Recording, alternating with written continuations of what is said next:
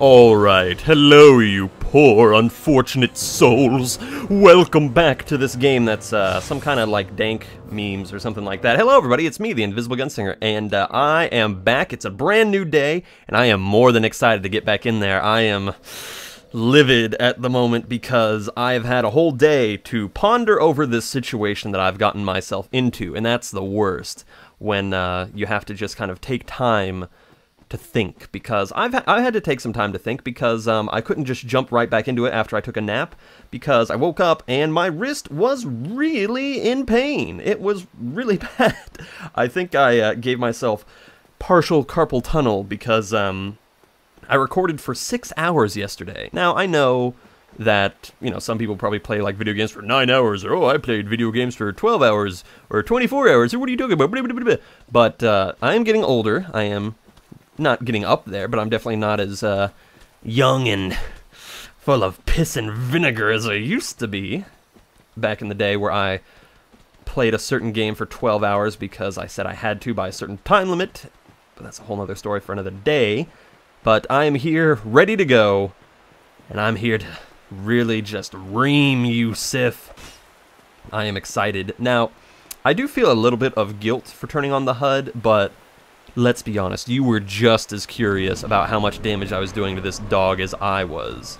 I'll bet a lot of you were really wondering. And to be honest, I didn't turn on the HUD to help me kill a boss.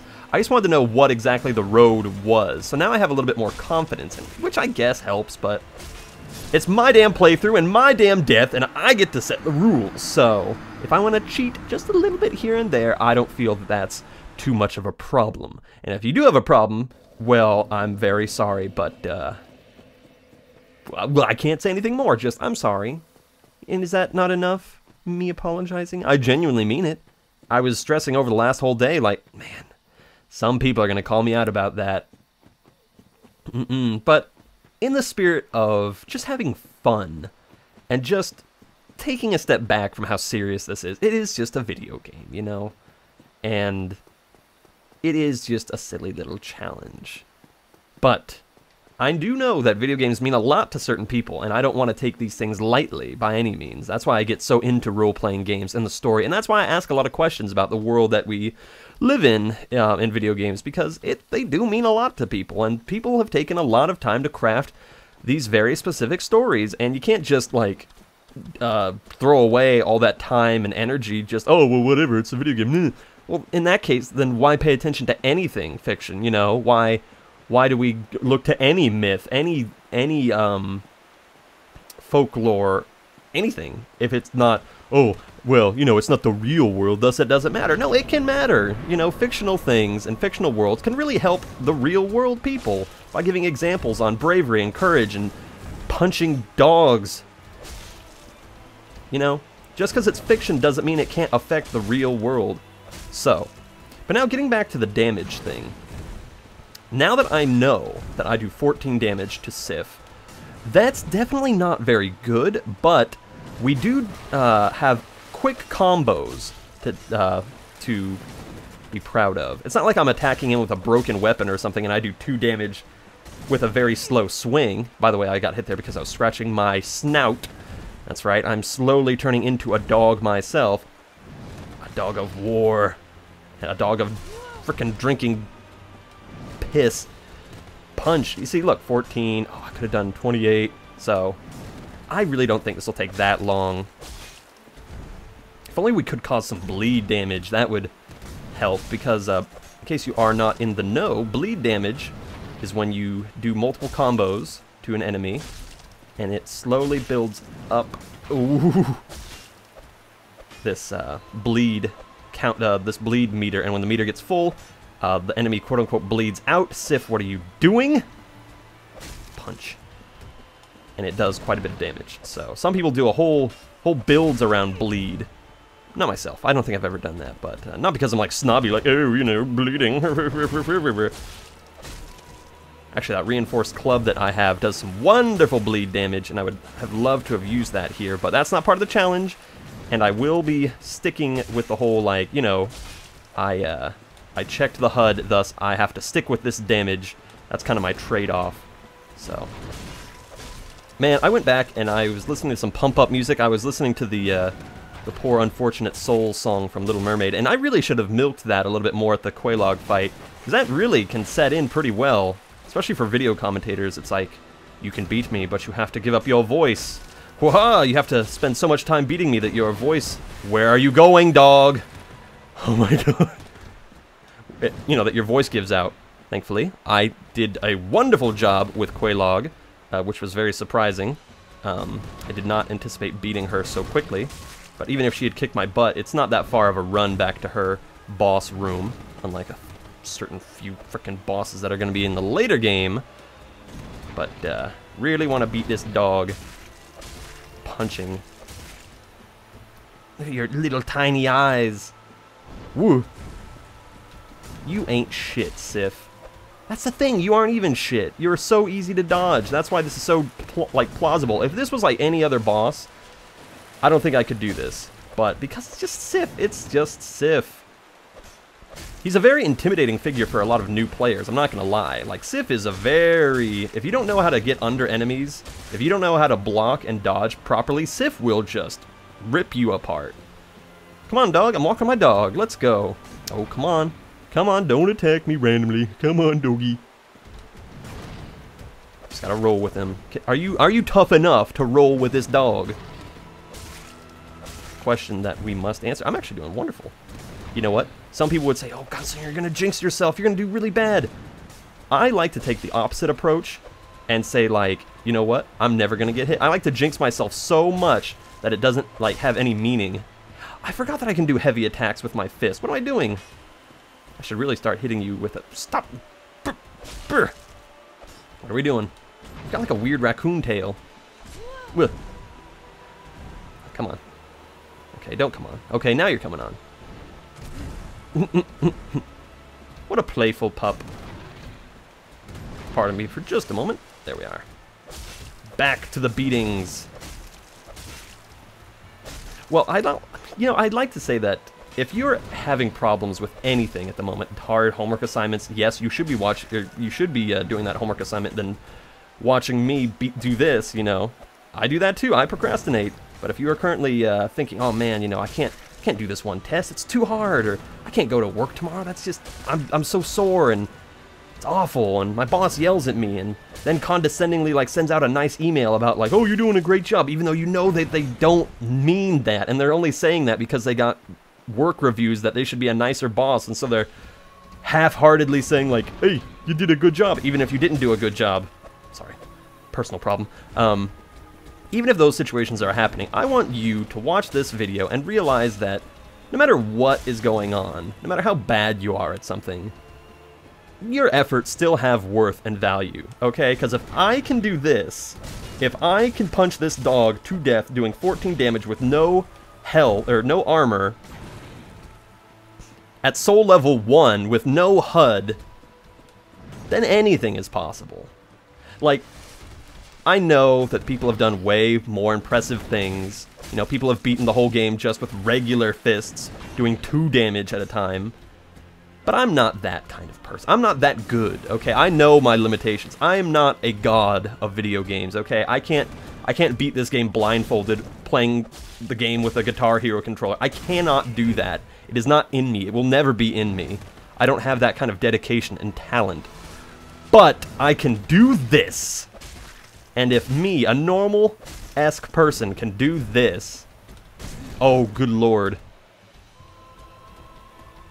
Like I'm talking it up like I've already done it. Then we can do anything together. Well, not together, you know. If you brought me along to, like, help build the Hadron Collider, I'd probably just put bubblegum in it, and then, like, we'd open up the dimension to bubblegum land, and then Half-Life would be a much more interesting game. Chew on that, Gordon Freeman. Sif. Gets in these weird patterns sometimes. See, maybe I'm doing really good now. Maybe I just need to take a little bit of a break, give my wrist some time. Stop. You know, I'm sorry that I trespassed on your private property, Sif. You know, but you didn't exactly leave a sign, you know, be wary of dog or anything. Be wary of giant dog with giant greatsword thingy. You know, you gotta leave some kind of notification. This is assault, okay? Your trespassing case will not hold up in court because you did not give me any warning. Like, there's no fence around here. There's just a big broken gate. How am I supposed to know, Sif? You know, that's more of a fault on you. I've got the case. You've assaulted me. Murderer. Actually, don't call him murder, because then he'll kill you, and then he'll actually have, like, a murder... Actually, no, you have killed me, you frickin' dog. How would murder cases even work in Lordran, you know? Because, like, yeah, you murdered somebody, but they're still technically alive. Would it be considered a misdemeanor? Not even a felony to murder somebody in this game. Because, like, well, what did I do? I just inconvenienced them of some souls. It's like robbing them. You just kind of robbed them. Of course, murder in itself is just kind of the robbing of life, so in a weird way, it's like the same. Come on, doggy. Oh, if only I want to be able to parry you so bad. I don't even know how that would work.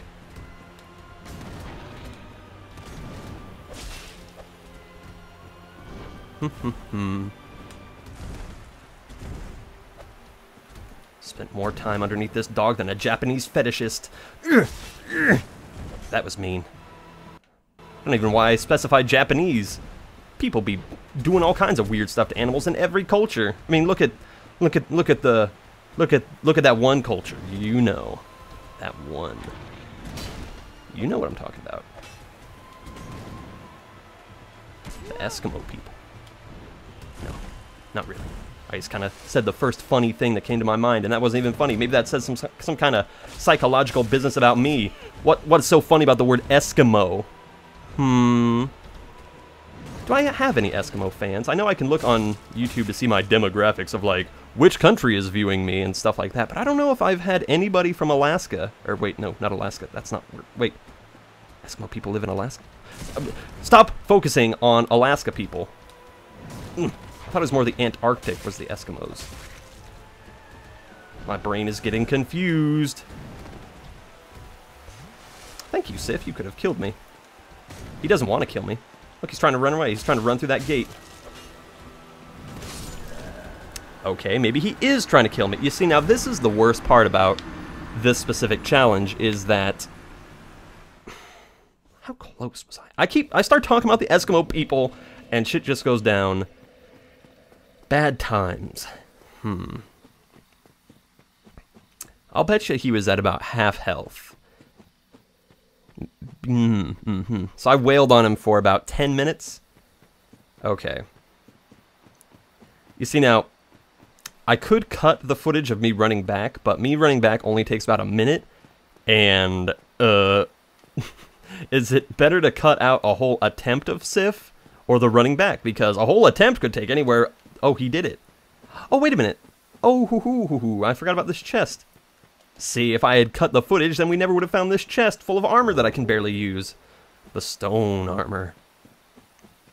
Cool. We've just been stoned. You know, speaking of stoned, just to break things up really quick, let's just go and try to get something right around here. Yep, it's those mushroom fellows. The big mushroom fellows that you really don't want to mess with. They are so freaking creepy, man. Hurry. Ugh. Quickly. Oh. Ooh, synchronized. But I got your enchanted ember. I guess you got my... Those things are just... Those might be one of the scariest enemies in the whole game, just because they're so ominous, you know what I mean? You know, I'm going to share a personal traumatizing story from when I was a kid. So, there was a television program from the 60s. My mother really loves her childhood, like, a lot. Like, she's never really grown up. She looks back on, like, the Flintstones and the Jetsons and all that with incredible nostalgia glasses. Which is fine, you know, I love my mother, and I hope that she... You know, anything that she does to make herself happy is fine. And I'm not, like, poo-pooing on the Flintstones or whatever, but when I was a young kid, she got me to watch this one program from the 60s or 70s. It was called H&R Puffnstuf, which is essentially, if you are a stoner, I'm sure you already know what I'm talking about, but it's essentially trip out, colorful, pretending to be a kid show, but really let's just kind of give interesting visuals to those people of us who are currently taking more drugs than is in Richard Nixon's coffee cup, and it's just a trip.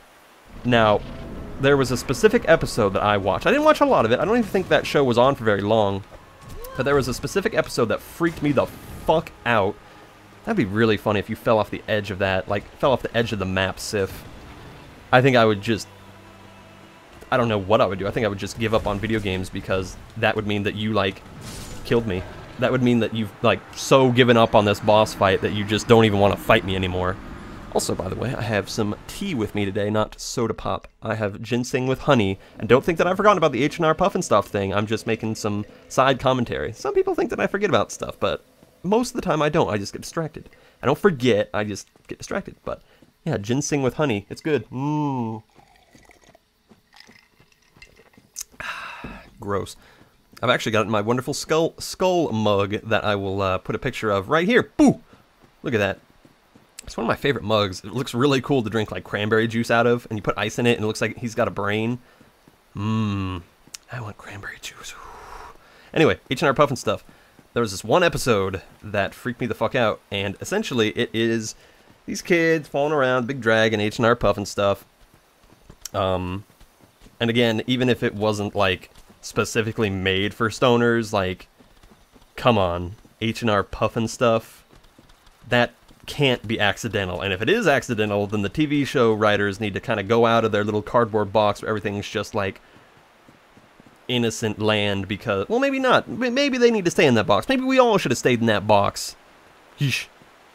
But there's an episode where the kid, the main human boy, is traveling through a meadow or something, and he comes across these puppets that are mushrooms, and they're stuck to the ground, and they're kind of gruff, like, union worker, like gangster mushroom people, like with big stogie cigars in their mouths, like, "Hey kid, get over here."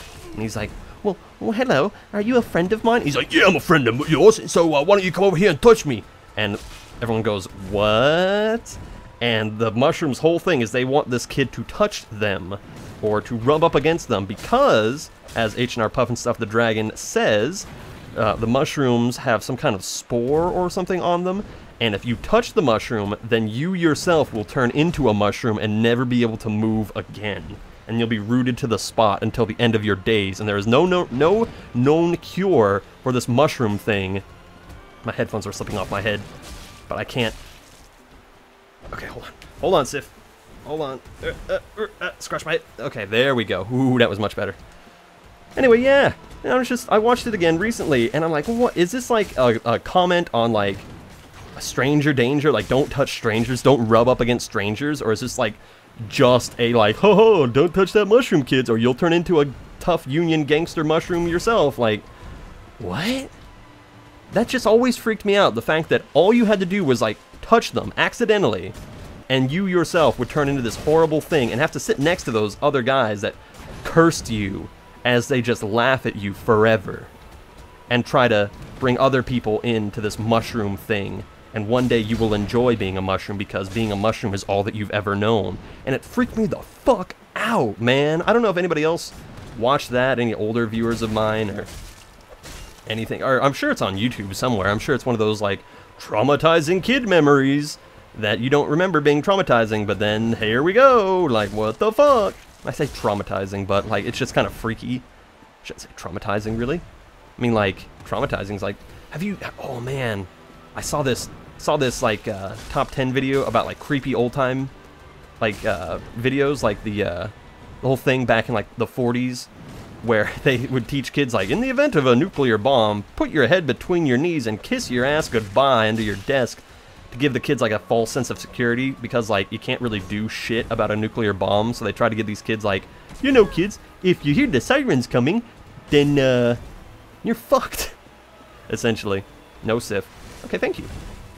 But I saw this one clip of a soldier who had like shell shock, not PTSD, not post-traumatic stress disorder, shell shock, even though they're the same damn thing. This poor guy looked like he had like late-stage Parkinson's disease. He just could not stop shaking and moving, and watching him try to like sit down in a chair was the most painful thing I've ever seen in my life. It was horrible. And I encourage you to go watch it because, whew, man, it really gave me an appreciation for like the word traumatizing and like how messed up some people can be and shit. Like, it's intense. Like, you think of soldiers as like really hard-knuckled, you know, yeah, we kill people for a living and we're ready to die and stuff, but some people join and, yeah, they might put forward that, you know, tough guy facade, but because they have to, because how else are you supposed to deal, you know? But some people are just not mentally equipped to see, like, arms being blown off and stuff. And if you're an avid video game player, don't give me that whole shit with like, oh, I've played Doom and, you know, whatever, I've been desensitized to violence. That's... no, buddy. If you think that's violence, oh man. I've seen some car crashes in my time, and just passing by, like, shit, man. You see some things. If you go through life long enough, you'll see some things, unless you live in a little tiny cardboard box like I do. I don't go outside very much. Are you crazy? Giant wolves with swords outside.